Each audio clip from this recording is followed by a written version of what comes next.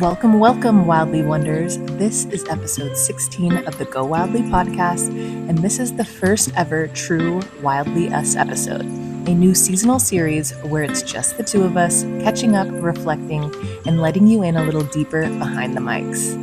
Think of these episodes like sitting around a campfire with your bestie after a long summer of living wildly. In this one, we're debriefing our summer. Emily's days guiding on the river, Heather's real estate roller coaster, big life shifts, little joys, and all the messy, magical in-betweens. These episodes are meant to be light, real, full of heart, and a way for you to get to know us a little bit more intimately. We'll be sprinkling these in at the close of each season as a little time capsule of where we've been, what we've learned, and what is next. So buckle up and here we go. Okay. So much going on. Yeah. Hey. So much is going on. I feel like I have barely seen you all summer long. I know. And now That's my side, actually. You're right. You are right. We have sides. Yeah, I got this. Oh, okay. You turned it good. Yep. All right. Do you want your food? Yeah, I'd love my yogurt and my water probably would be really nice. Oh my gosh. So a little bit of sand in here.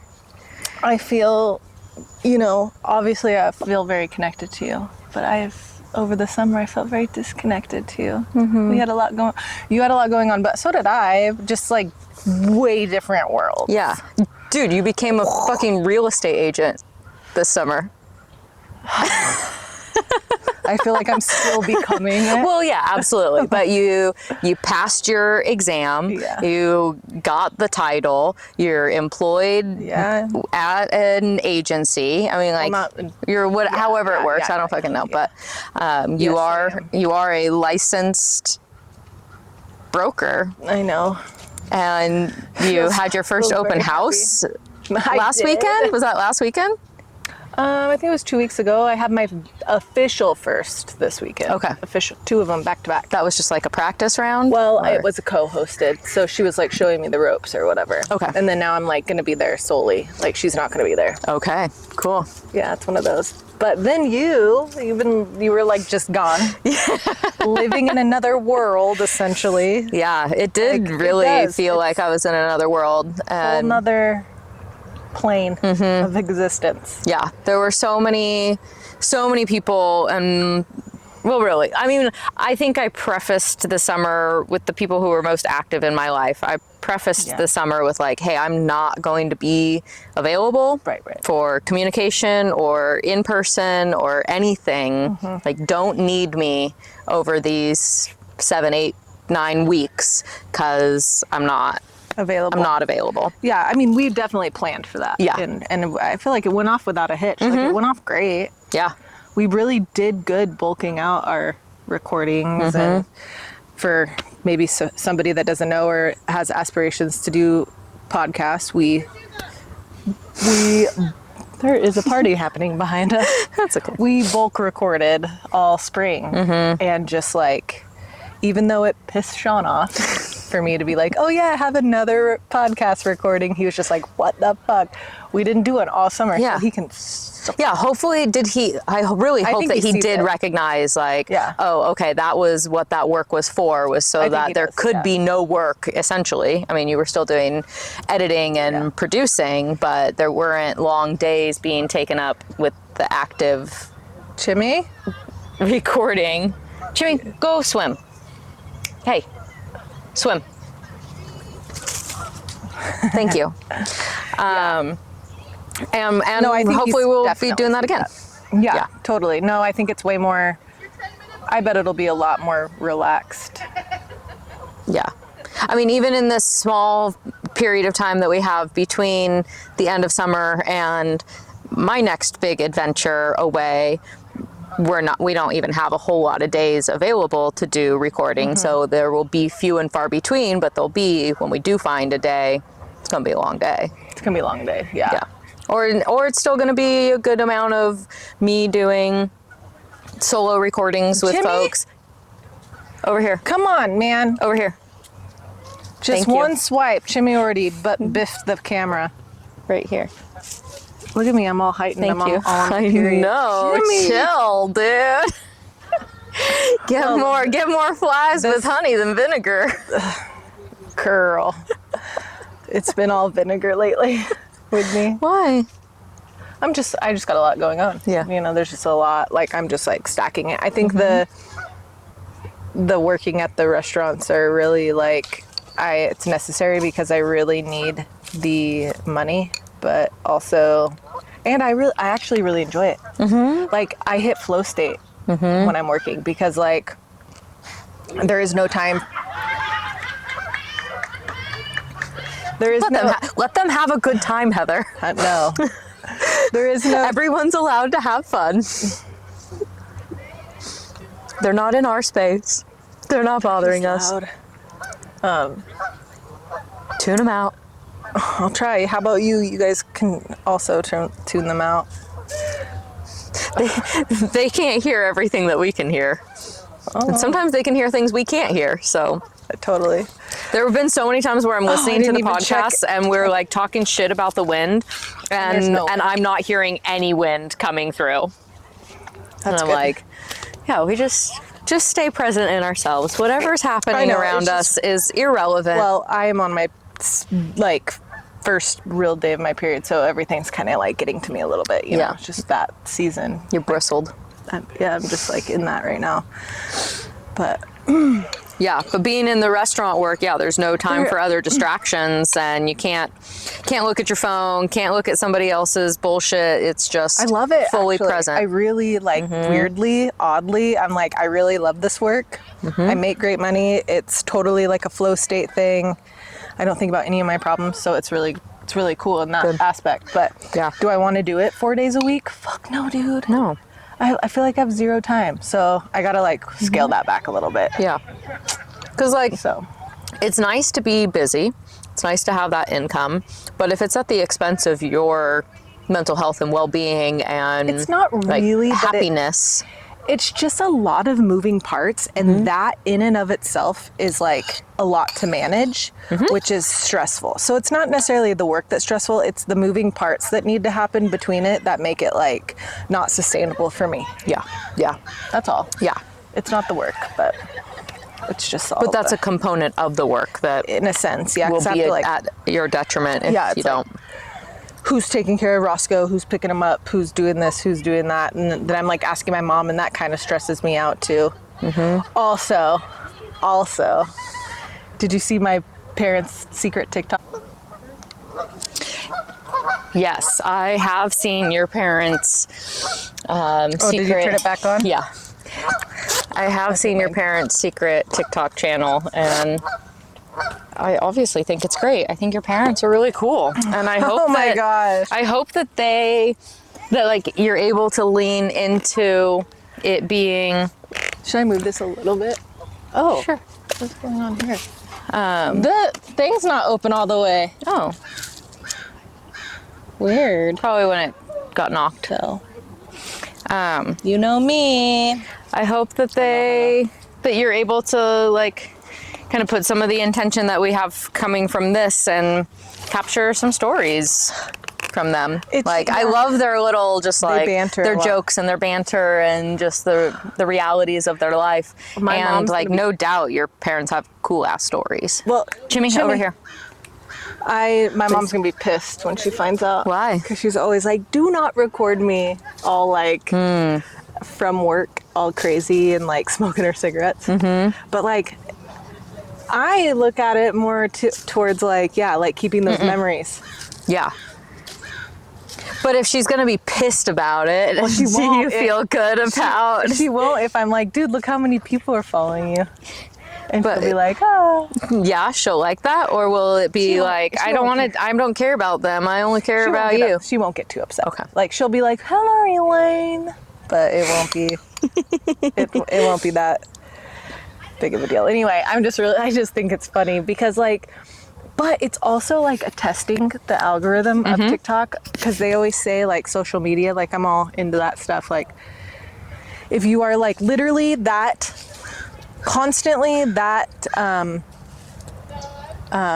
what's it called? That type of content just over and over. Like that's all that account does is that type of content. It does make a difference. And I feel like one reason like my accounts don't take off is because like, not that they don't take off, they're fine and they're lovely and whatever and great. And I want to be different facets, but like when you are just the one thing over and over and over again, people are like, cool. Yeah. They know that that's what's predictable and reliable there. They know what to get from that account versus like. But if you think about it, that's what I like to follow too. If somebody's too all over the place, you know, it's kind of like anyway.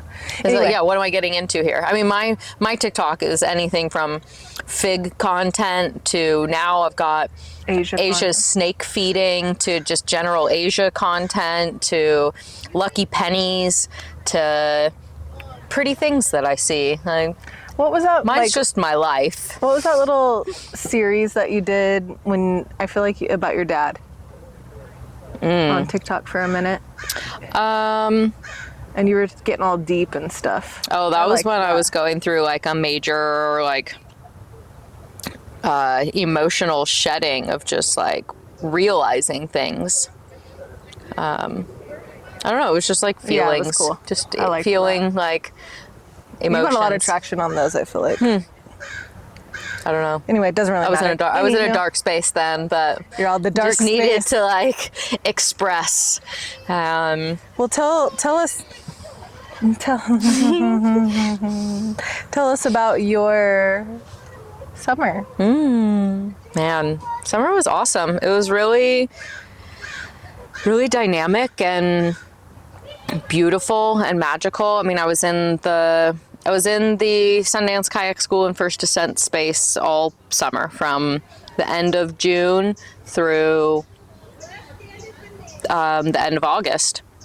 So just over 2 months, spending most days on the river and hanging out with people, learning how to kayak or learning how to be on the river, but really learning how to navigate life and life's challenges and overcome hard things and do things that are scary and still do them, and be around new people and figure out how to share your story and how much to give and how much to receive. And every week that I'm out there on the programs is a different group of participants. It's a different set of staff and different set of instructors. So it's all very same but different.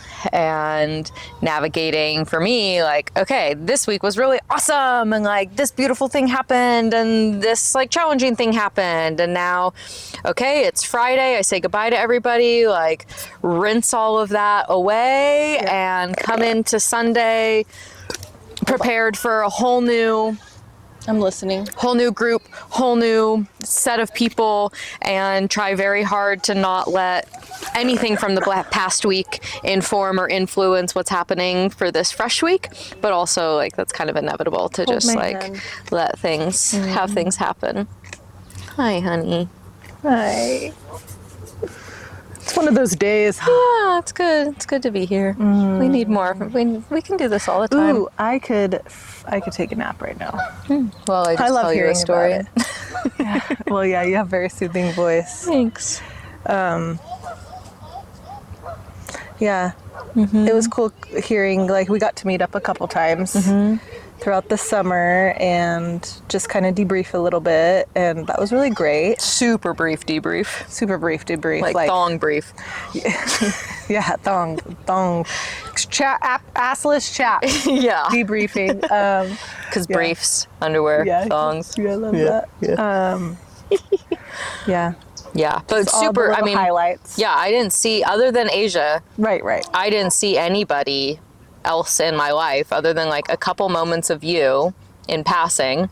I saw Rihanna one day because she happened to be here getting something from Asia when I got home from a program, and was like, oh, hi. Wow, it's so good that you're here. But otherwise I like didn't see anybody all summer other than the people I was working with.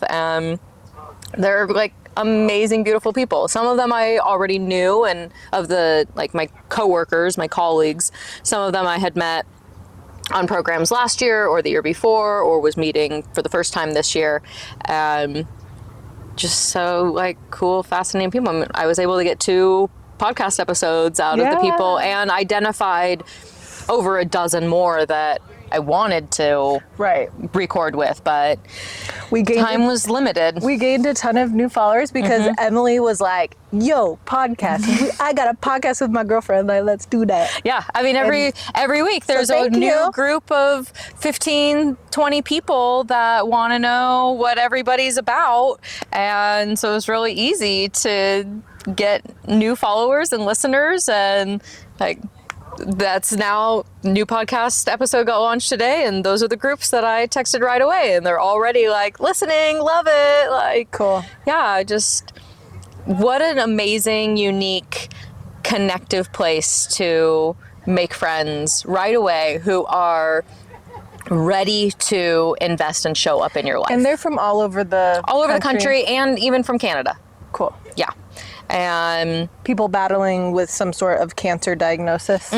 Yeah, First Ascents does oncology programs, MS programs, multiple sclerosis. So you got some of those people too? I didn't work any MS programs this year, but I worked a week that was alumni, so people who had previously participated in a First Ascents program of some kind, and there were a couple of MS participants on there. Oh, cool.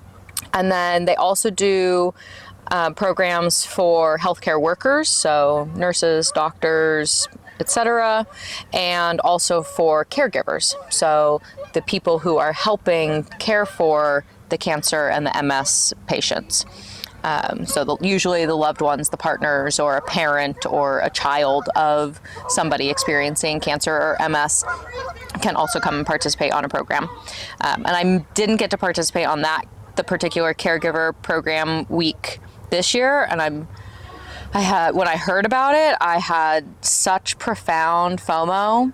Like, I rarely have FOMO, but I already experienced FOMO when I'm not on program because I love being there so much. And then when I heard about this particular week, I so strongly I was a caregiver, and so I really, really want to be engaged in a caregiver week.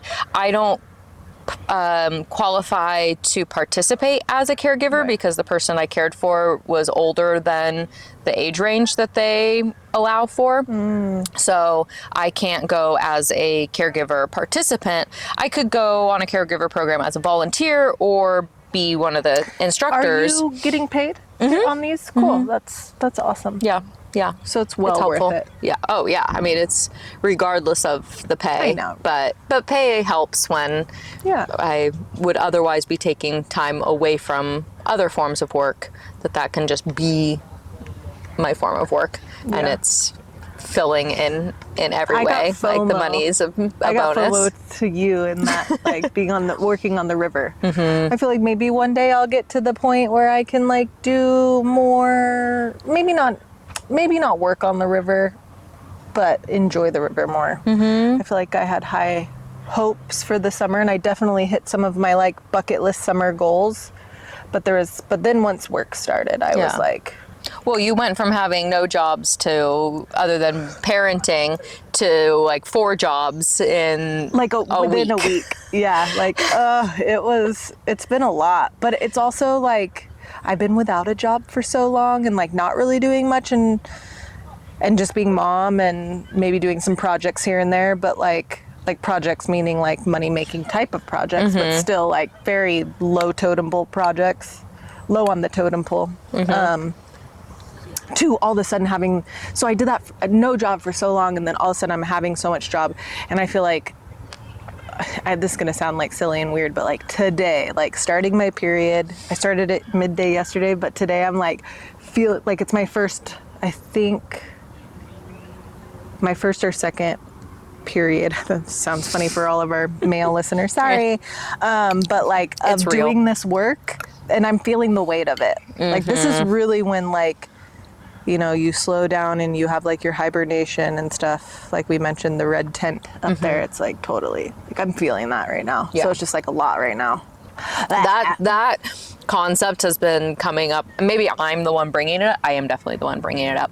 But this summer, it has come up several times around women and men that I'm interacting with of like how much our energy is depleted and focused on uterine lining shedding, and how challenging it is to do other work and to show up fully attentive and present for the jobs and the duties. And what a disservice humanity has done to women to say, keep operating at 100%, dude, even when your body is operating at 20%. Yeah. And if we could just go back to red tent days where there's a designated place that menstruating women can go and bleed and relax, be around others who are feeling the same way and have no pressure and no obligations and just do what our bodies are naturally supposed to be doing. And like how much better then we'd be able to come back into our work and our families and integrate without this like resentment and frustration I hear there's some other countries that implement some sort of like few days off for menstrual, like, because it's not the whole week. It's really like the first 3 days is when I feel my most like, I just want to like chill and like not do and drain my brain.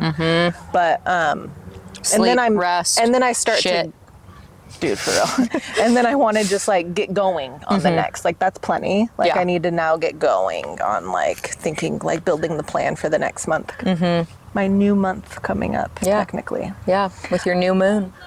Well, I like to, every year I'm like, my new year is on my birthday. It's not on the New Year's. Like I don't, like, I make some New Year's resolutions, but really it's my birthday. It's my year. That I start like a fresh thought, fresh plan.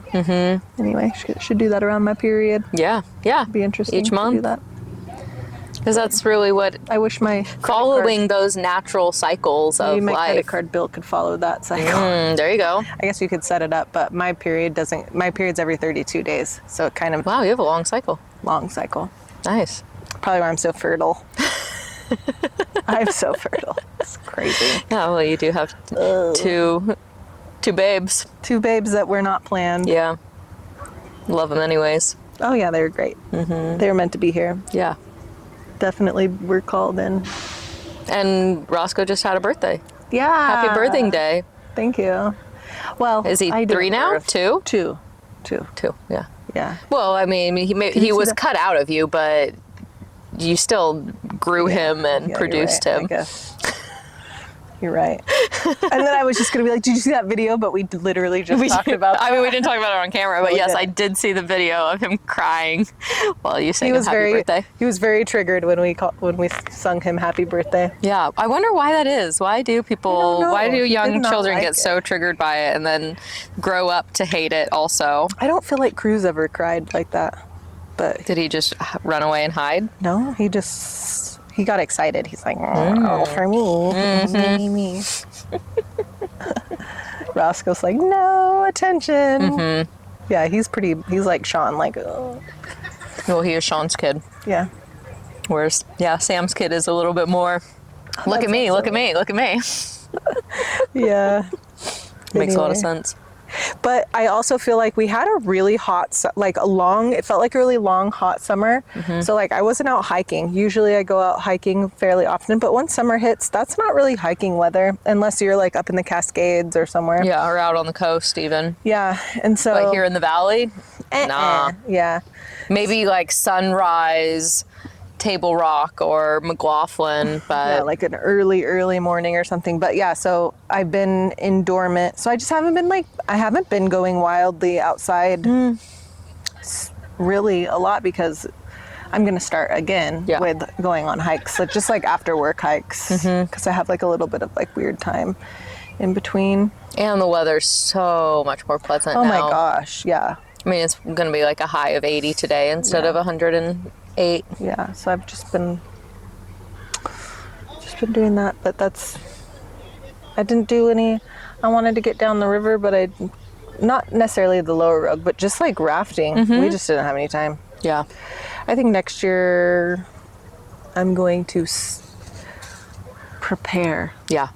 I just pulled a little nature tarot card, oracle card, and it said to The nature wardens. Yeah, to prepare for winter, and then you will enjoy the fruits of your labor, or like your preparation and labor, like later on. And I'm like, yeah, hopefully next year. Did I say that? Do I say that every year? I feel like every year gets better. I don't know. Every year does get better. I mean, I was saying this to Asia the other day, that I feel like, I mean, it's all what you pay attention to that you notice more of. But I feel like collectively, like every year kind of society has been getting a little bit worse. But me individually has been getting better, because I'm focusing on what I need and what makes me happy and what I want to see in my life. Yeah. So, and that's kind of in response to the general societal decline.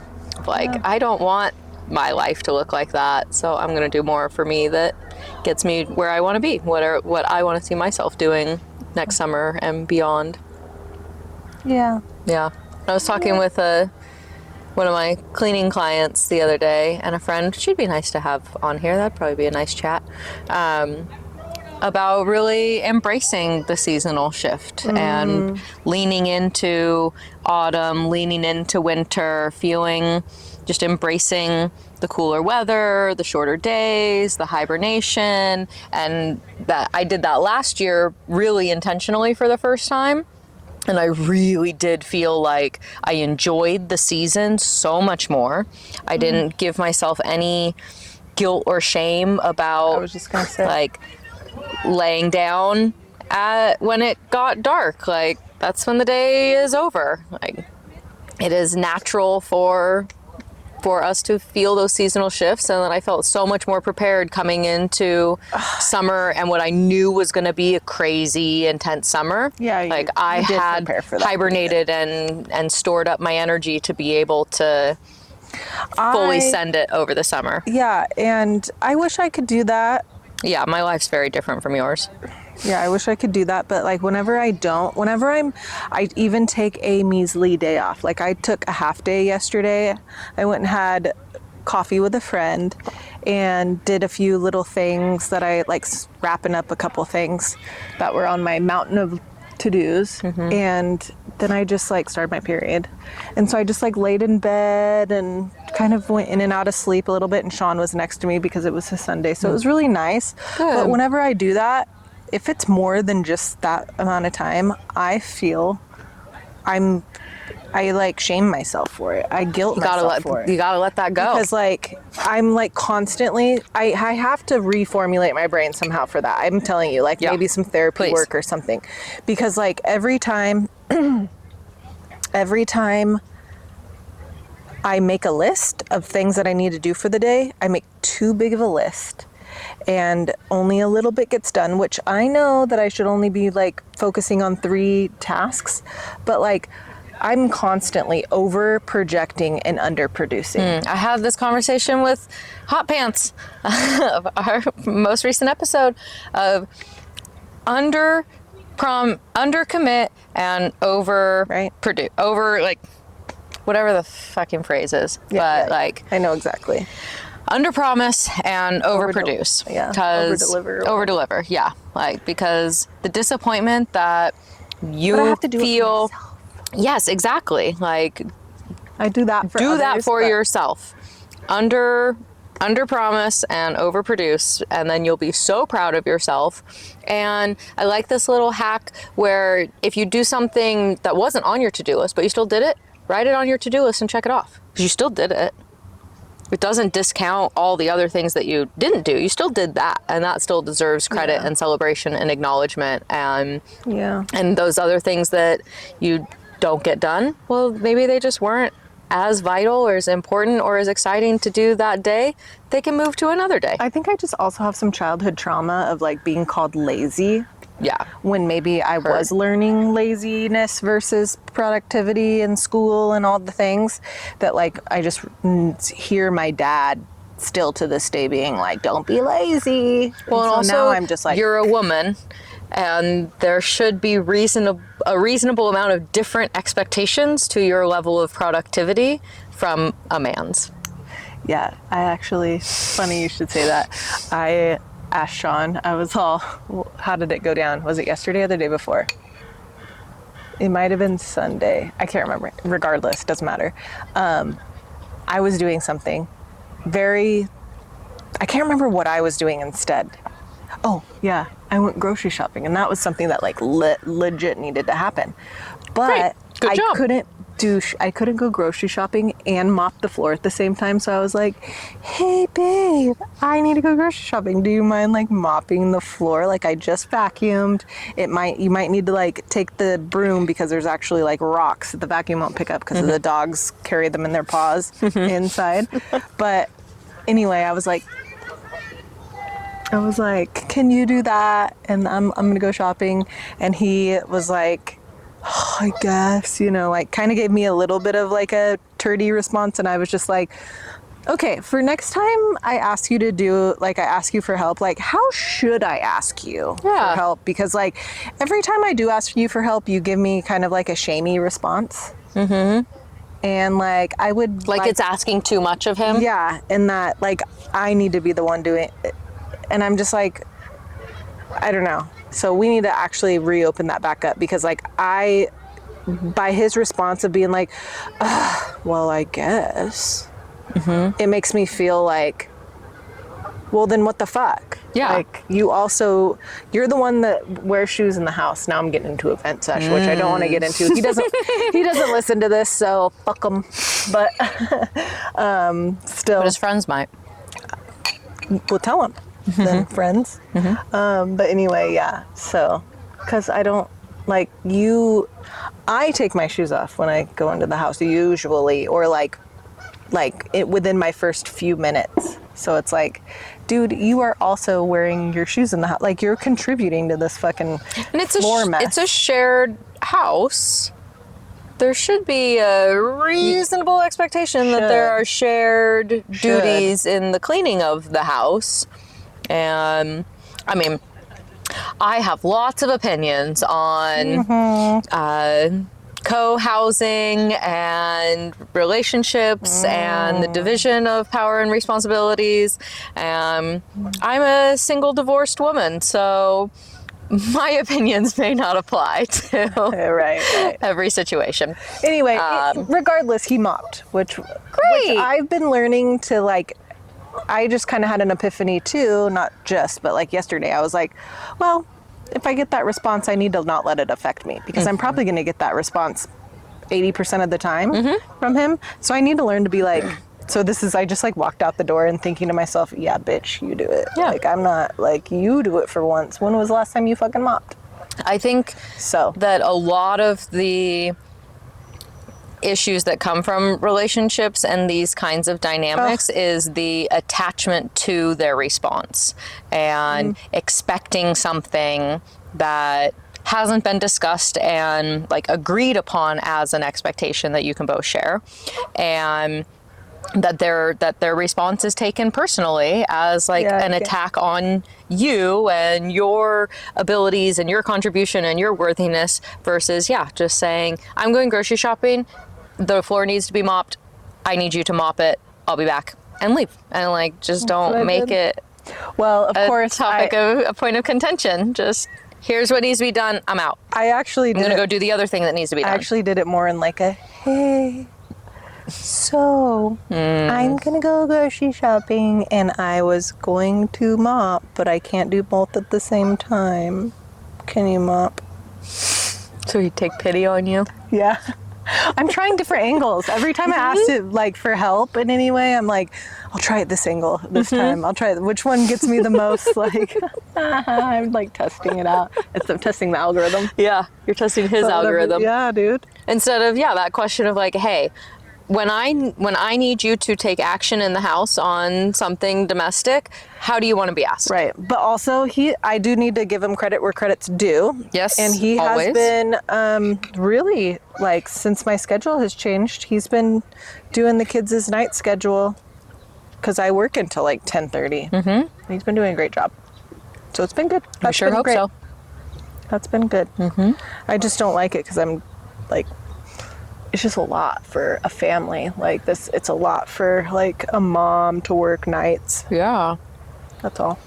Thank God you do have a man who can step in and fill that gap. Right. That Fuck you're not just I'm leaving very your grateful. kids. All right, Wherever. you're in bed and I'm going to work and I'll check the monitor. Oh my gosh. I'm sure that happens, but like also that's very illegal. Yeah. And yeah. two, like I'm glad that I don't have to just hire some rando to come sit. Like I'm very lucky to have that. So I need to definitely like, I'm grateful for sure. Do you have an active gratitude practice? I mean, yeah, when I think about it, when I'm like in the mode of, so not an everyday practice, but I do. That might be a nice, easy, helpful thing to integrate into your life of something daily that, like, when you wake up in the morning, think of and say 3 things that you're grateful for. And as simple as my eyes opened, I can breathe. I have bedding on my bed. Well, yeah. I mean, whenever super basic, just starting right away on really simple things to be grateful for that. Yeah, I would say like at least 2 days out of the week in my journal, I write what I'm grateful for, and I'll just like list them out with all my other lists of things, but I put them like just in there. Yeah, so yeah, I do. I definitely have some sort of, but not like I need a daily practice would be good. Yeah, I bet if you started doing it every day, those moments swish on might become a little easier and a little gentler, and the appreciation for what you do have. Oh, there's so much appreciation. Yeah. I'm not like suggesting it as suggesting that you don't have the appreciation, but just making that be the forefront of your mind as you start the day. Yeah. Can make all the other little things like less annoying. I could definitely probably use more of that. And not like also, dude, don't take on too much. Dude, I take on. Yeah, that's really what it comes down to. But I got to tell you before I have to go. Yeah, what time is it? Oh, it's 2:00. What time? You have to leave at 2:30. Okay. I'll take off. Okay. Probably maybe get out, like start walking up at like 2:20. Like 2:15. Or 2:15. We're slow. Yeah, and it's like goodbye. Yeah. Goodbye. You still need to finish your bun and. Need to chew on my bun. Yeah. Yeah. Well, is there anything else you want to tell us about your summer? My summer was fairly I mean, you probably have so many stories of the river, and like, was there any one moment or one standout moment of the summer that really is like you keep looking back on? And I know there's probably one, but we won't hit on it. We'll hit on something a little bit more lighter and on a different note. I mean, because there's a mysterious one, but we won't go there. Yeah. I mean, the main, like, the essence of the summer was just love. Ooh, I love that. Love for self, love for river, love for being outside, love for the work, both like the hard labor, the like carrying of the kayaks and the lifting of the trailers and the moving of the coolers and of the people. Hey, geese. Take a moment for the geese. They're cute. They're cute. They are not my favorite birds, but they are great. Glad they exist. Your favorite birds are turkey vultures. And hummingbirds. Okay, go on. Yeah. Sorry.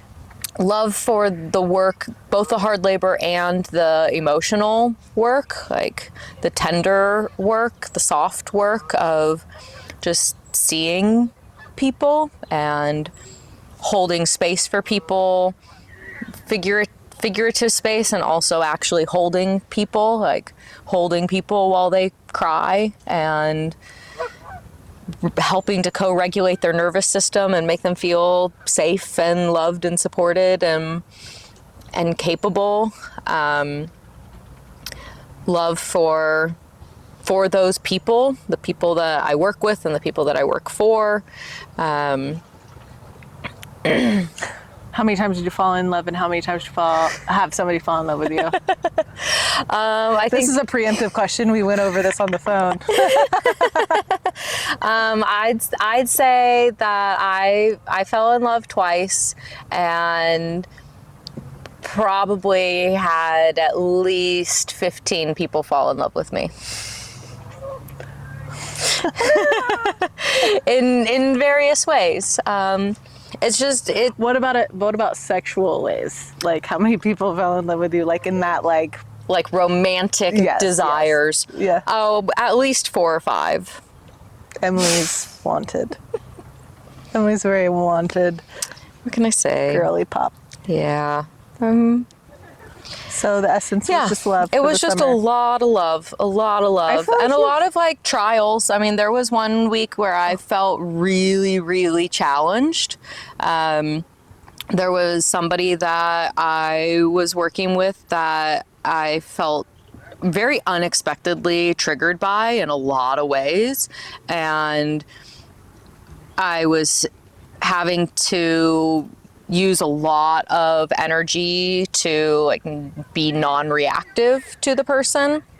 And midway through the week, I had to like take the night off to like go to bed early and restore myself, because within like 48 hours of being around this person, I had just like totally depleted myself, and I wasn't feeling like I was showing up well for anybody around me and myself. So that was just a really great, I mean, it was really, really challenging, and the week ended still really beautifully. And it was a week that, like I felt really challenged in a lot of ways in that week, and wasn't feeling like I was showing up in the way that I needed to. And I was expressing to my boss all of that I was just feeling like I wasn't doing right and wasn't being as present as I needed to be with people. And then while we're in this conversation, I get a message from somebody who'd been a participant in a previous week telling me that they were so grateful for the time that they spent with me, and that it inspired them to leave their toxic marriage. And I just started sobbing. I was so touched and so fucking proud of them. And that has been a mission of mine since the end of my toxic marriage, to empower other women, and anybody who's in a toxic relationship, to step out of it and get an experience that helps them get that perspective that they're worth more, and that their baseline of how they should be treated and respected is very different than how they've been living. And I didn't even know that she was managing that while she was on this trip. And so then to get that message while I'm swirling in a place of self-misery, to have somebody say, hey, your presence and your influence like changed my life for the better, brought me back to like, oh, okay, part of like the suffering that I was feeling was effective because it allowed somebody else to see that, one, like life isn't sunshine and rainbows all the time, and the hard parts amount to something. Were you able to reconcile with that person that you're having a really triggered time by? Not really. It wasn't, in some ways, it wasn't really my responsibility to like respond to them. And that was part of my management of my energy, was like, I'm not in a role of power and authority here. And so I'm not the one who can tell this person that they need to step back. like I could, but they were not going to hear that from me. They needed to hear it from somebody else. And I think that it got resolved through the other people who had that power. And things generally like collectively resolved. But it was more like, why, what is this doing to me? Why is this happening to me? What is coming out through this? So it was more just like, I just wanted to focus on like myself and my reaction and my coping mechanisms. And I don't know that that person will be invited back. I'm not sure. And if they are, like, I will approach much differently. Yeah, you might be in a different, totally, could be a totally different situation. They might just have, I know people that have like literally just had, because they have a little bit of history with you and they might not with the rest of the crew or whatever, they feel more connected with you this time around. So they're different towards you or whatever. So maybe that'll happen for you. And this was a person that was brand new to the space entirely. Okay. And so none of us had any experience with them, potentially. And there was some confusion or some lack of clarity around like who was in charge at the beginning a little bit. And so that kind of got fixed. But it was that week itself was really a very active lesson for me in... Was it during your period? No. Ooh. No, I think I was luteal. I think it was the week before my period. So I was definitely in a like reduced energy and reduced ability to be present. And it was just, for me, what my real takeaway around it was that I don't have to be perfect and 100% and like all like 130% of me every week. Like I can pull back, I can be quieter, I can take time for myself, and I can still have a positive impact, and I can still bring so much value to the space and to the people that I'm working with. So that was really nice. And then something big. Okay. Are you ready? Or you want to finish up? I guess I have one more. Yeah. I mean, like if we got really into every single week, there's something. There's something. But then there was another week that I had. Maybe it was even the same week. That might have been the same week. So yeah, a lot happened that week. I had an amazing participant on my boat because I rode the support raft on my boat most of the week. Every day of the week, she spent a little bit of time on my boat. She was the first person that I like connected with on our first day. She was we give awards every night, and I was able to give her an award the first night. And I felt really special and grateful to be chosen to present her with the Cape of Courage award. And we just had like a really nice, chill week spent together. And then a few weeks later, I found out that she had passed. And so that was my first Did you know she was loss. that deep in it? No, I had no idea. I didn't even know what kind of cancer she had, what her prognosis was, anything. In some ways, like, it doesn't really matter to me. It matters for them, the participants, to make connections in those ways. But for me, it's just, you're here and I love you regardless. Right. That was really, like, I mean, there's a reasonable expectation that we're all going to die. Nobody gets out of life alive. But I had no idea. And maybe she didn't know either. I don't know if things like took a turn for the worse suddenly, or if she got an infection and it took her down. But that was a really, just like a really stark reminder that life is precious and fleeting, and we don't know from one moment of getting to spend with somebody if we're going to have a moment with them again. And I feel really, really honored that essentially the last hurrah of her life was spent with us, with me, and she got to go out on like a highlight and Fuck yeah. got to go home. Don't start crying I know. because I might start too. I Yeah. don't want to. And she's one of the people that I share a Bossy bracelet with too. Oh, And that feels really special. really extra Significant. special. Yeah. And one of my Bossies fell off one of the weeks, I think maybe on the second or third week that I was out there. And that felt really interesting, like a shedding of one from my first season, and then to gain somebody new, but also have their life be ceased. Yeah, that was a new experience for being in that space, and I'm sure it won't be the last.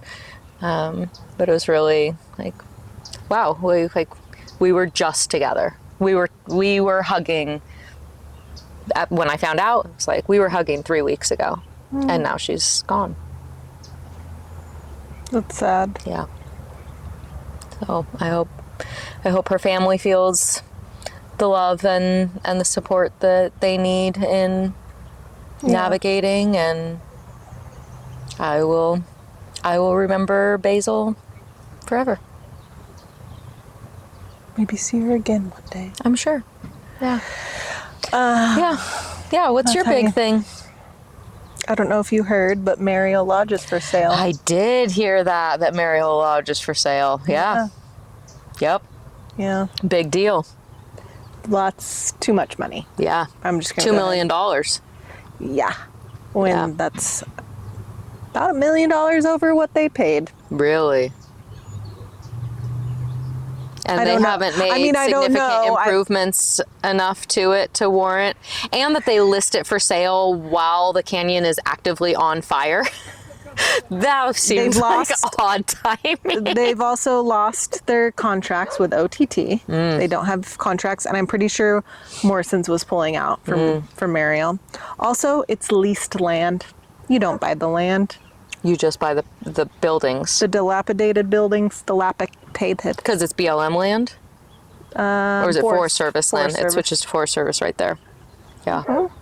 Wow. So at that price, you know, because I called Lori, the old owners of Mariel, and I was like, hey, or I texted her at first. I was like, hey, I've been thinking about you guys with the fire being down there. How's everything going? Because I'm friends with Rob and Amber, the current owners, but we're not like super close, and I'm not in texting with them, and I'm closer with Pat and Lori, and so I just texted her, and she's like, yeah, did you hear Mariel's for sale? And it had been for sale like a week or whatever. And I was like, no. And it just like, that just hit me. It was such a heavy week, you know, with everything happening in the world and lots of things happening. And it just like, that was the cherry on top. Local fires. Oh my gosh, everything. National unrest. Yes. Yeah. It was just all of it. And my luteal phase. I cry during my luteal phase for sure. And as you should. Yeah, it just hit me, and so I like cried, and I was like, well, I told myself when it went for sale I would try to figure out anything I could to buy it. And that was an emotional reaction, because honestly I don't think they could produce the P&Ls to show face for that the value that it's at. Yeah. Unfortunately, like now being in the position that I'm at, where I can kind of like gauge prices, I can straight up tell you that is like way too much. Yeah. And like, so it's gonna sit there vacant like Half Moon did for how many years? 8. Yeah. And it's just gonna sit there, and then they're gonna have to pull contracts. Some Houdini is gonna have to come along, like owner Houdini, that's gonna pull all the contracts again, and like build up brand new relationships with all these outfitters to make money, because they can't. They might even have to go and get signed preemptive contracts with these to show that they can afford make the P&Ls for that. Yeah. And then that's if they want any type of private funding. That's what they'll have to do. I don't know if Rob and Amber they're gonna do a for sale by owner, but I would guess that they still owe money on that place. So that's That's probably why they're trying to sell it for more than they bought it for, is they still owe money on the purchase and on any like upgrades that they did make. I mean, yeah, and they made some upgrades, but like at the end of the day, those are like built in the 40s, like they're old and they've just been like patched over the years. Yeah. Because can they even build new on there? I don't know. I feel like last time I like inquired with like Pat about it, I remember him saying like if a wildfire did take these out, they couldn't rebuild. Yeah, I think so, like because or they'd have to because be it was designated wild and scenic after they were already built. So all of those buildings were grandfathered in, and but wild and scenic rules are no building, no construction. So yeah, if they're gone, they're gone.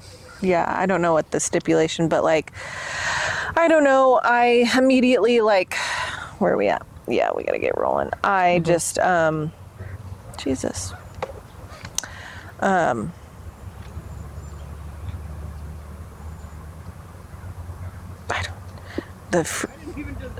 Did you just fart? I just had a tiny fart. Just a tiny little blip. Yeah. I get so many spam calls. You and your blip. I mean, that's very, very Heather of you. Yeah. Anyway, so like part of me, I was like, okay, what can I do? Like, how can I get like a few people in on it and like get in on it? But like, at the end of the day, I don't see it working out. Yeah. Yeah. I actually called, and not called, I had texted because we had been texting or whatever, but Danielle Thorpe, because they have monies and they have the construction company, and she goes down there, and her father-in-law, blah, blah, blah. Anyway, so they were kind of like looking into it a little bit just to like, as an information grab. And, but yeah, like she's even like, that's just ridiculous. That's outlandish. Yeah, outlandish. Yeah. So, and she does not really like in good stand, like she's like, I don't think Amber likes me, like, so I wouldn't want her knowing I'm inquiring about it. And I wouldn't even want her to know that I'm inquiring about it, even though we're fine. I still like. Well, then you may need to cut this. Oh no, she ain't listen, I don't care. I don't not like Amber. Like I like her. Like there's nothing about that. I just think that I just don't want her to feel certain ways. So yeah, if she does happen to listen to this, it's not because I don't like you. It's just like, I don't want you to feel threatened by me trying, like, I'm not, so. But like, if they're selling it, then they can't expect that, they can't not expect that people are going to be looking at it, and probably people that they know. Right, exactly. Like that's how it'll sell. I mean, if it sells to anybody that is local, they're just gonna sell to they're some gonna rando. know. Yeah. So, and if they want to sell, they should be open to like literally anything. Yeah. Anybody, anything. But still, I'm just like, I don't. You don't need it. But maybe someday. I mean, this probably isn't the last time it's going to be for sale, and it's probably going to be for sale for a while. Yeah. So maybe you can't buy it today, but if it's still on the market in 3 years and you still want it, maybe you can. It's a big, my mom was like, well, let's think about it. Let's make it work. And I'm like, Mom, you ain't like, maybe you're down there for 5 years. Are Becky and Wyman going to move down there, sell their house and move down there and I'm like, you guys are operate it? No, that's just, and then I have to think about that long term. That's what kind of got me. It's like, so my advice to anybody is like, always sleep on your emotional reaction and like process it before you like actually go start anything. Yes. Like really process it. So that's what happened. I was like, I got to figure it out. Like that day I was just like emotions, like figuring it out. I got to do this. And then I was just like, Heather, I woke up the next day and I'm like, cute thought, but like, that's actually not what I want to do. I don't want to live my life down there. I would if I was like in with a bunch of friends on it, I could take a month down there, a few weeks, like have some designated weeks where I go down there and manage it. But like, I ain't doing that. Yeah. Let's be for real here. Yeah. Like That's not your life trajectory, is to live year round in a remote river canyon. Well, you can't even get down there in the winter. I mean, depending on if the road is plowed or if you have a vehicle that can get there, but yeah, and then or usually, you just stay there. Yeah, and usually they don't go down there in the winter. So in the spring, Pat will try to get down there, or like this is Pat, the like old owners. Yeah, they would try to get down there like early spring just to like see what needs to be cleared on the road. Like he's like, one year I had to cut out like freaking 50 trees on the way down. Like, yeah. Do I want that kind of responsibility? If a tree falls on the lodge and I have to like rebuild in like a week span or figure out, like, no, Yeah. Heather's not doing that. Like, I can't do that. Yeah, you're not a homesteader. No, and it's very much, you're like homesteading and hosting. Yeah. Like, so I like the hosting part, but there's a lot of stuff. Like there's mitigating bears, like constant bears just up in your freaking, up on your deck, in your food, potentially wildlife, in your bugs, Those aren't that trees, bad. fire, landslides, floods. Now you got to kind of think about landslides, because now that the fire's already gone through it, which is kind of a good thing for now in the future. For sure. Because it won't reburn. Yeah. If it does, it'll be really minimal. So that's kind of a blessing in disguise that a fire has been down there. Now you can like leave that worry, but now you got to think about it getting insured now. I don't know those logistics. If we have a super wet winter and all of that land that has been loosened up from now burned trees is going to be landslide central. All right, we got to wrap up. Okay. Well, this was really nice. Yeah, Glad we got to catch up. A little chat. wildly us debrief. Yeah. Catch us on our YouTube. Catch us everywhere you get your podcasts and socials and a little bit about me and Emily. We should do this like like once every few. Yeah, like once a month. Oh. We should sit down and like debrief, catch up once a month, probably, and then like. Okay, really quick. What's the rest of the year look like to you? I have about 7 weeks-ish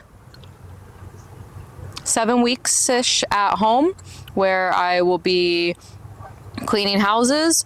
I have 2 private river trips on the calendar and getting as many podcast episodes recorded and in the queue as possible. And then on October 29th, I fly to Portugal. I'll be in Portugal for about 2 weeks, and then I go to Barcelona. And I'll be on a cruise out of Barcelona for about 2 weeks. And then I have an open-ended, unplanned agenda after that. And right now I just have a one-way ticket to Portugal on October 29th. And then when you do end up coming back? And when I do end up coming back, and even then, once I depart, I will be ceasing my residential cleaning business and transitioning to myself in my European exploration, and then going full work time, full speed into the podcast and investing all of my 90% of my working time and energy into the podcast. And I'll also be doing some admin work for Sundance over the winter. Cool. I'm really excited about that. Awesome. Yeah. So that's why I say 90% of my working energy into the podcast, 10% into Sundance. So hopefully we will get, like, starting in the new year, just maybe some sponsorships and some potential 10% off codes for our listeners that want to participate. Anything's possible. It's all on the table. Yeah, because hey, hummingbird.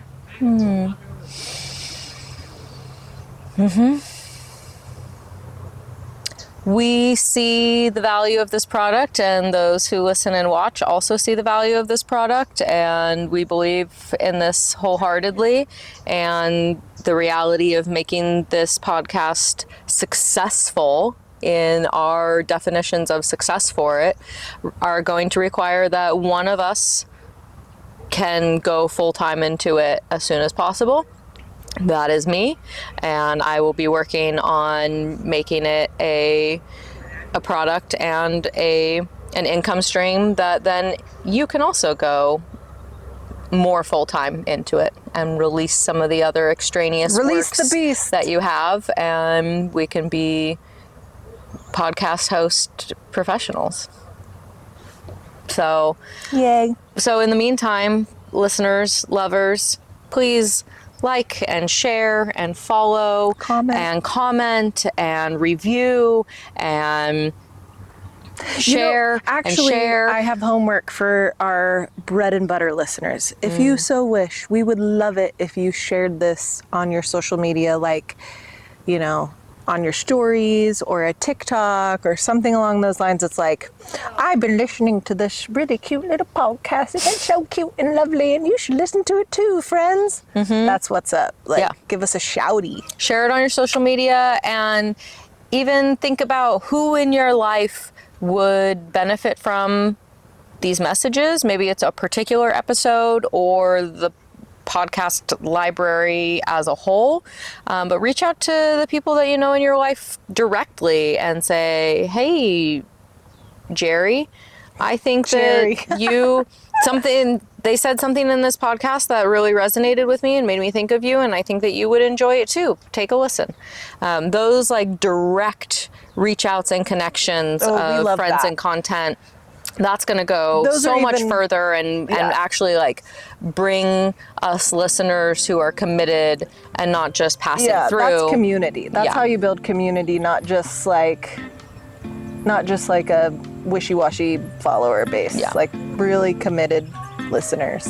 But those are free ways that y'all who love us can help more people love us, and by just sharing, commenting.